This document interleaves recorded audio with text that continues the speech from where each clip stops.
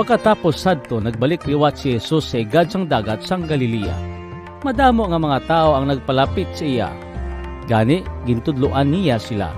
Kag samtang nagalakad siya, nakita niya ang manugsukot sang buhis nga si Levi, nga anak ni Alphaeus. Dito siya nagapungko sa balayaran sang buhis.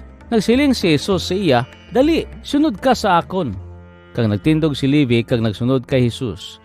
Karon, samtang nagakaon si Jesus kag ang iyang mga sumulunod sa balay ni Levi, madamo nga mga manugsukot sang buhis kag iban pa nga ginakabig nga mga makasasala ang nagupod sa ila kaon. Kay madamo na ang nagasunod sa iya. May mga manunudlo sang kasuguan nga mga Parisiyo nga didto man. Nakita nila si Jesus nga nagakaon upod sa mga manugsukot sang buhis kag sa iban pa nga naginakabig nga mga makasasala pareho sa mga manugsukot sang buhis. Nagpamangkot sila sa iya nga mga sumulunod nga ang nagakaon siya upod sa mga tao nga pareho sina.